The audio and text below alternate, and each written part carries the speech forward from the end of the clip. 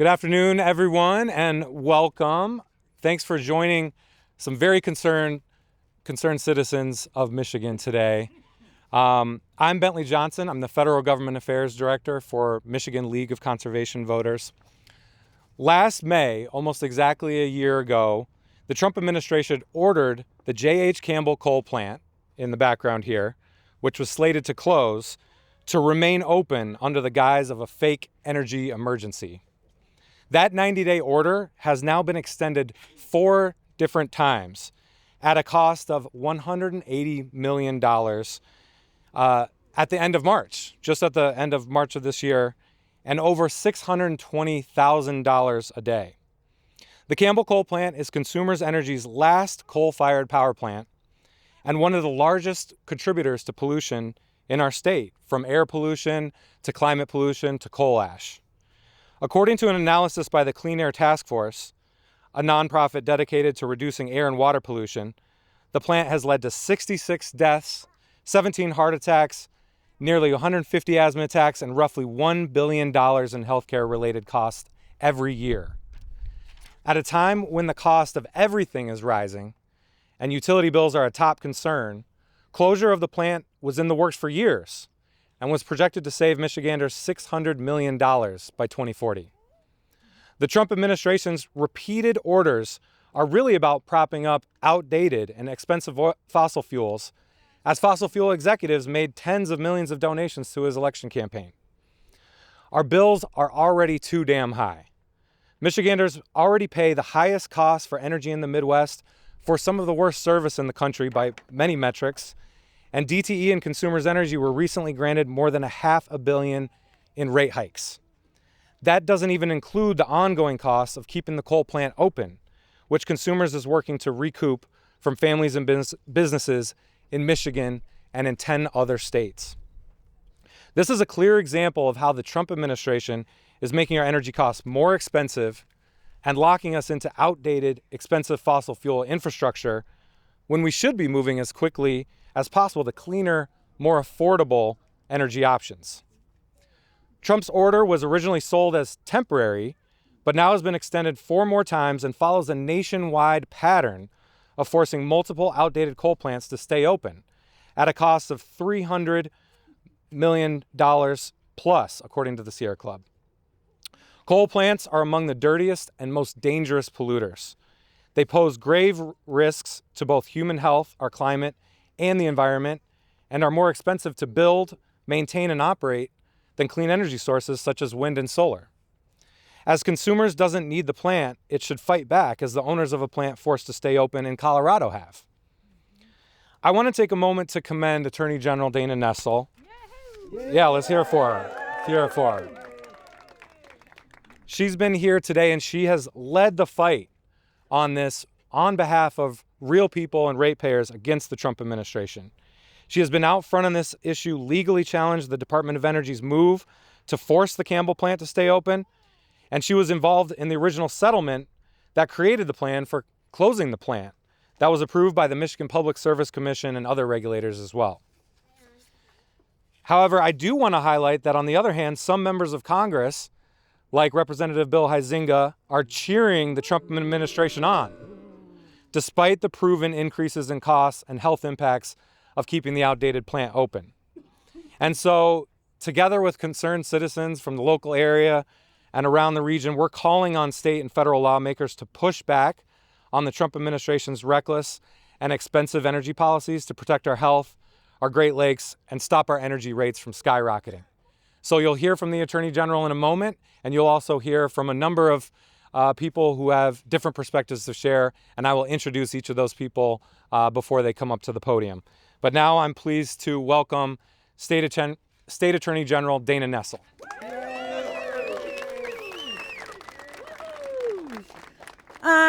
So I just want to say thank you to the Michigan League of Conservation Voters and our partners at Urban Core Collective, Earth Justice, and Michigan Clinicians for Climate Action for joining us here today to highlight the Trump administration's abject hypocrisy regarding energy sector policy playing out right before our eyes here in West Olive. $360 64 days. We stand here in front of the JH Campbell Plant just one day shy of the one-year anniversary of the Trump administration's first bogus emergency declaration, which started a string of emergency orders, keeping it open since then. And to what end? Consumers Energy estimates that it costs them $615,385 each and every day just to keep this plant operating. They have sought to recoup nearly $180 million in operating costs that they have spent thus far. But it's not the federal administration that's footing that bill. It's the 1.9 million Michiganders who buy their energy from Consumers Energy, and the 42 million other energy customers that are spread across our entire energy region. These are costs our ratepayers simply cannot afford, nor should they have to foot the bill for this administration's pet projects. And for what?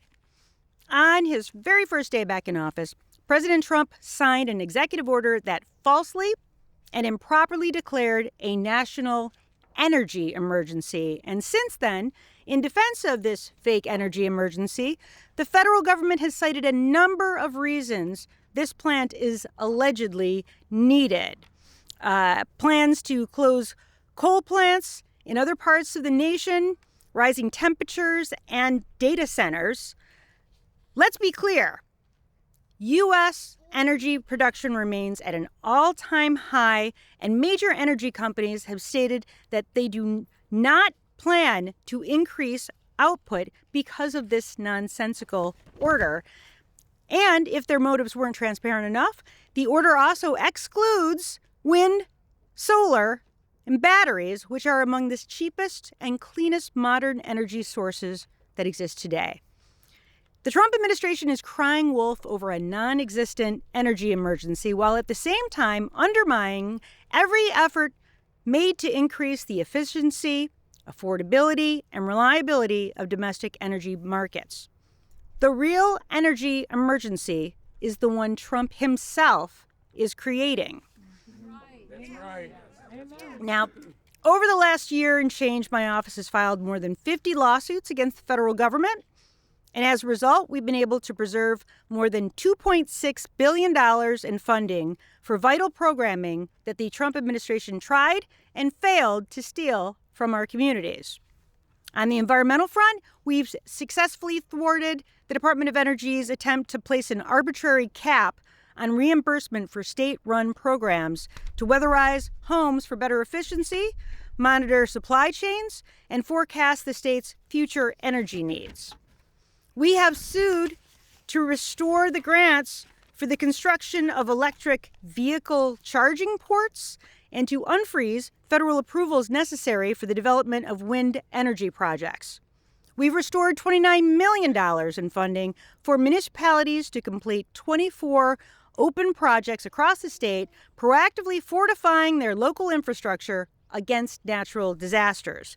And courts across the country are finding that the Trump administration's actions have violated the law. But more than that, each of these cases is an example of the Trump administration sabotaging the federal government's previous commitments to drive down energy costs and to combat the effects of climate change. Just look at the convoluted logic propping up the administration's attempted dismantling of the Solar for All program. In 2023, Michigan had the highest average residential electric rates in the Midwest region that were almost double the region's average when you exclude our state from the calculus. And the Solar for All program promised to reduce utility costs for approximately 16,300 low-income Michigan households to the tune of $400 a year in savings for the next quarter century. Michigan's Solar for All plan was approved by the EPA in 2025, and our state was set to use more than $155 million in grants to install an array of new solar generation capacity and energy storage, creating about 700 well-paid jobs over the next 5 years in the process. Now, remember this. This is our money. Michigan residents and businesses pay taxes to the federal government, which are appropriated by Congress and then sent back to our state in the form of these important cost-saving programs like Solar for All. The first 2 rounds of awardees had already been selected when the Trump administration announced they'd be shuttering the program with no notice and no explanation. And my office, in concert with state AG partners across the country, filed multiple lawsuits that are making their way through the courts as we speak. But in the meantime, Michigan's 13 pending Solar for All projects are just stuck in limbo, unable to move forward, while the Trump administration holds our tax dollars hostage. And what the federal government genuinely wanted to accelerate the production of domestic energy supply, they wouldn't be fighting us tooth and nail to eliminate great programs like Solar for All. Now, you can look no further than Cuba right now, where another Trump-created emergency has actually propelled one of the fastest launches of solar power anywhere in the world. And just Monday, the Trump administration has issued their 5th emergency order demanding Consumers Energy maintain operations at the outdated JH Campbell Coal Plant just behind me. The emergency power he's used has only ever been enacted as a temporary stopgap measure to prevent blackouts during a natural disaster, not to mandate the long-term operations of a private business. The JH Campbell plant, originally built in the 1960s, was scheduled for retirement a mere 8 days following the receipt of the first order. And they are keeping this carcass of a coal plant operational like it's something out of Weekend at Bernie's. Consumers Energy can't use long-term coal contracts to save money. They have to spend around $4 million a month in retention pay just to keep staff on, and the aging facility is in need of extensive repairs, so the plant costs more to operate than it will ever recoup in profits. The state worked hard with Consumers Energy to develop a plan for the plant's retirement, including the procurement of replacement power resources, and Michigan residents were expected, as you heard, to save $600 million during the transition.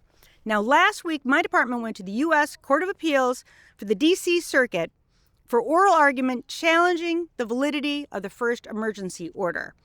But the meter is still running because every day this plant is forced to stay open as another day Michigan residents are footing the bill for the president's latest vanity project. And we have finally gotten to a point where renewable technologies are becoming more cost-effective than the hazardous fossil fuels of the past.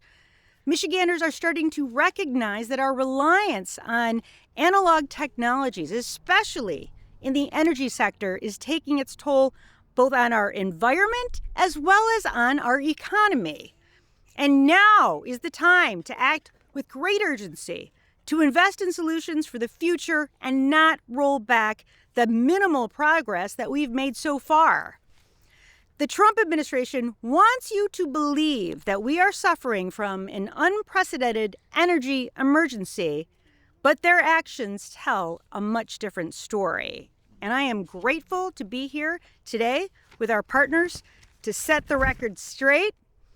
And my office will continue to defend Michigan residents and our environment with every tool at our disposal to protect our precious natural resources, as well as to deliver an affordable energy future. And we will absolutely continue to fight the unlawful extensions that are dragging this power plant along for no real purpose at all, in a way that is very damaging to the residents of our state.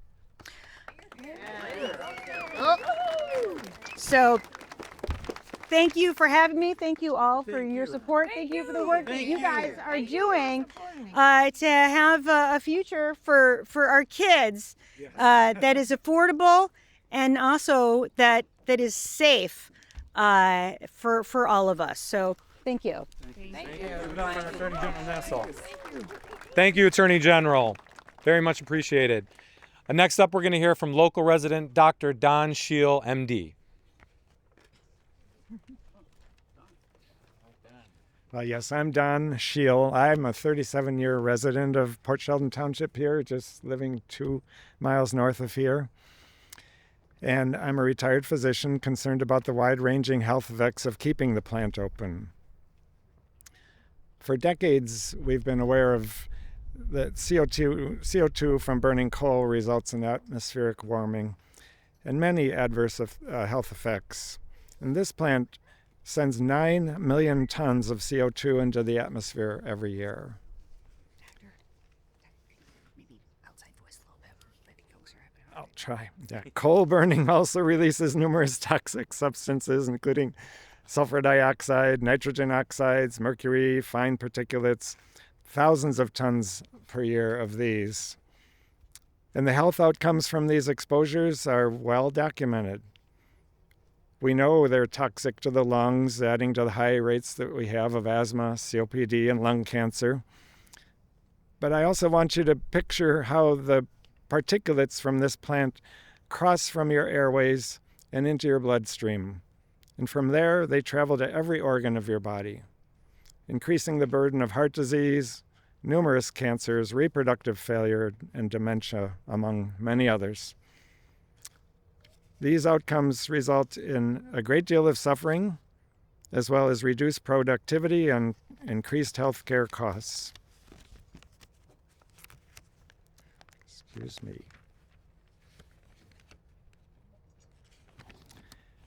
Living so close to the plant, I'm aware every day of the elevated risk to my family and everyone living in our region and across Michigan and beyond. I stand up today to remind you of the human suffering and death resulting from keeping Campbell open. These human costs are avoidable now that renewables are cost-effective and widely available. Thank you. Thank you. Dr. Scheel. Thank you, sir. Thank you so much, Doctor. Next, we're going to hear from Sergio Sierra Reyes, who serves as the climate justice catalyst for the Urban Core Collective.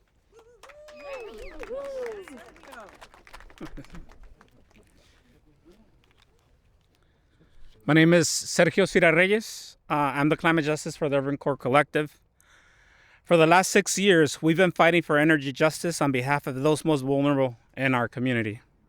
The Department of Energy has fabricated what they're calling an energy emergency, which we know is simply unfounded and untrue.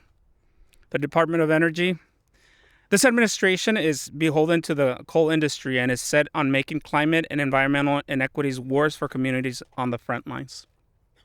What this means for Michigan families already struggling is more sacrifices to their health and family budgets. This impacts real people in our community, people like Nair, a 10-year-old boy whose asthma is made worse by the particulate matter from the Campbell Coal Plant.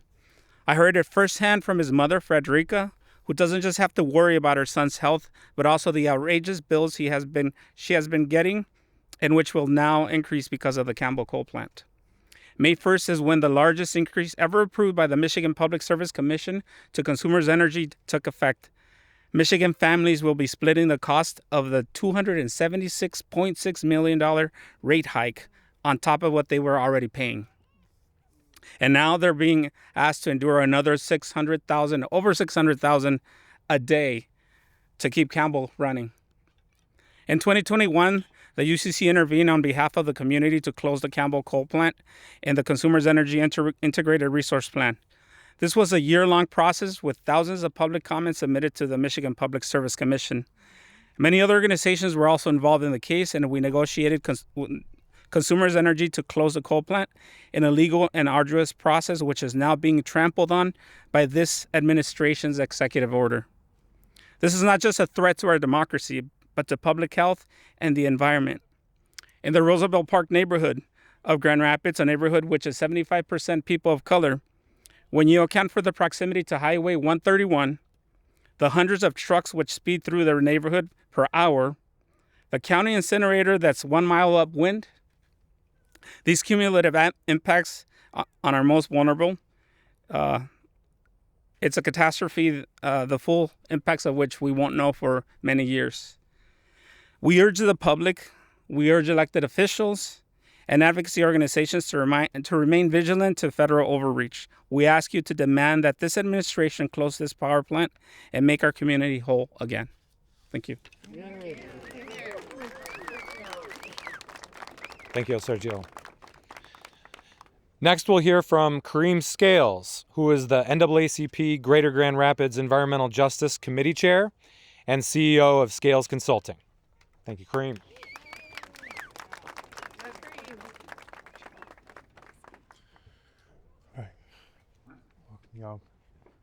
Thank you all, everyone. First, I want to thank Attorney General Dana Nessel, all of our coalition partners, local residents, health advocates, organizers, and everyone who came out today to stand on the side of public health, environmental justice, and accountability.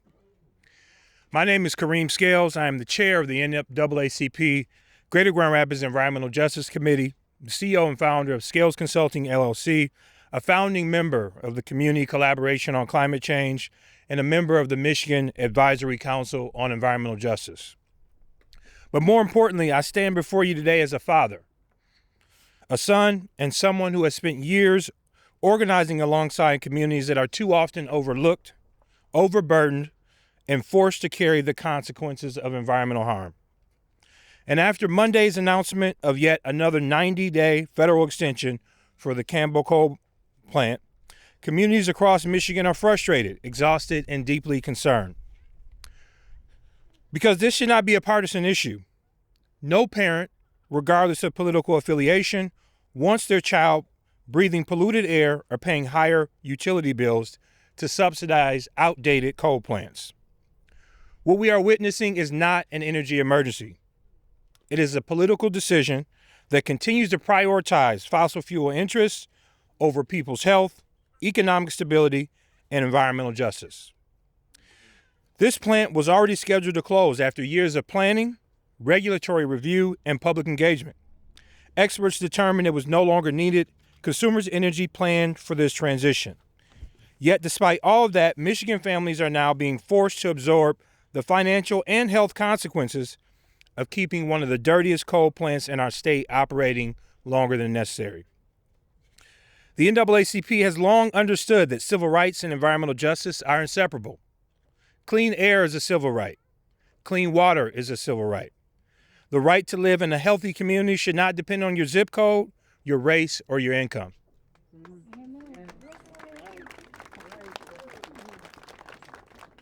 We're talking about the health of our lakeshore communities, our workers, our seniors, and our children right here in West Michigan. For decades, Black, low-income, and underserved communities have carried the cumulative burden of pollution while receiving too little investment, protection, and accountability in return.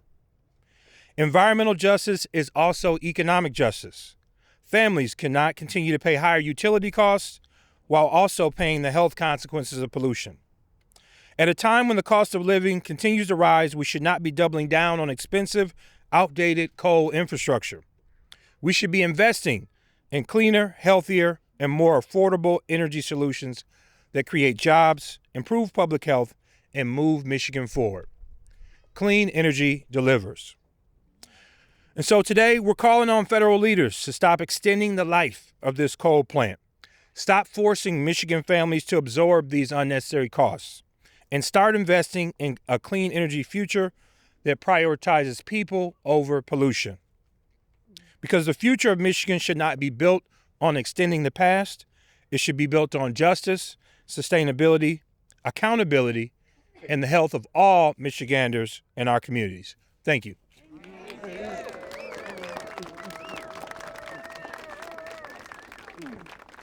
Thank you so much, Kareem. Last, we're going to hear from Samir Doshi, Senior Attorney of the Clean Energy Program of Earth Justice, and then we'll have some media Q&A. Samir, thank you.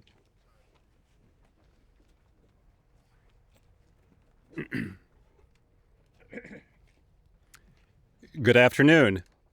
As Bentley stated, I'm Samir Doshi.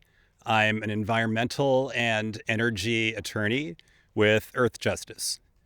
I grew up in Oakland County from kindergarten on, and it's an honor to be here. As you've heard, the first Campbell plant order from the U.S. Department of Energy came in May of last year after years of planning to retire this aging, dirty behemoth. The Michigan Public Service Commission decided in 2022 to approve retirement of the plant in 2025 based on a settlement involving many parties, as you heard from the Attorney General and Sergio and Kareem. The regional electric grid manager, called MISO, also said the closure won't be a problem. A broad coalition, including Michigander groups, namely Urban Core Collective, Ecology Center, and Michigan Environmental Council, has challenged every quarterly order before this week's latest one at the agency and in federal appeals court. That's in parallel with the challenges brought by Attorney General Nessel and other Midwestern states in the same court. Oral argument in that court was held last week, as the Attorney General said, and we now await a decision. On each order, we have given the Department of Energy a chance to review the evidence and to correct its factual and legal errors before we see them in court. But the department has continued to repeat its baseless positions. The federal government's orders are unlawful because they don't identify any emergency that would justify the need to continue running the plant. And they ignore all the careful planning done by Consumers Energy and the State Utility Commission, not to mention the regional grid manager. The orders are additionally unlawful because the Department of Energy has structured the orders to allow for this plant to run at all hours, even when not needed. Data from the federal government shows Campbell has run at least partially in every hour over the past year, but there's no evidence the plant has ever been needed in that time period to keep the lights on. Analysis that we submitted from a former MISO official showed that during the grid's most stressed time in January of this year, during Winter Storm Fern, there were ample surplus resources in the grid available if needed. Meanwhile, the federal government began, also starting last May, a program of issuing similar emergency orders to keep alive other old and dirty power plants that were also long planned for retirement in Pennsylvania, Washington State, Indiana, and Colorado, overruling the decisions of utilities, state regulators, and regional electric grid operators. Environmental watchdogs, often in tandem with the state in each location, have been challenging those orders also. And as Bentley said, in Colorado, 2 of the power plant's owners also appealed the order there. At the same time as they claim a power grid emergency, the federal government has been making conditions more difficult to get new clean power online. Despite that, over 1,000 new megawatts of solar power are coming online in Michigan last year and this year, mostly here in Consumers Energy land. That exceeds the power the Campbell plant provided over the last year. The environmental community plans to keep fighting using the tools of environmental and energy law to see the planned retirement of Campbell through so the people of Western Michigan can enjoy cleaner air and water. Meanwhile, you and we are also using the power of organizing, like this meeting. We are also together ensuring the public has the facts, not misleading talking points. Together, we will keep fighting to shut this Campbell plant and protect the air we breathe and the water we drink. Thank you. Thank you. We forgot to mention Earth Justice and Sierra Clutch. Here, I can. Thank you so much, and I just want to I just want to recognize and thank some of our other coalition members. Of course, the folks that represented the organizations that you just heard from. But in addition to that, Sierra Club Michigan chapter, the Climate Action Campaign, Michigan Environmental Justice Coalition, the Michigan Climate Action Network, Climate Power, Michigan Energy, Michigan Jobs, Grand Rapids Community Collaboration on Climate Change, Moms Clean Air Force, EDF Action, and Union of Concerned Scientists. Let's give it up for them. Thank you.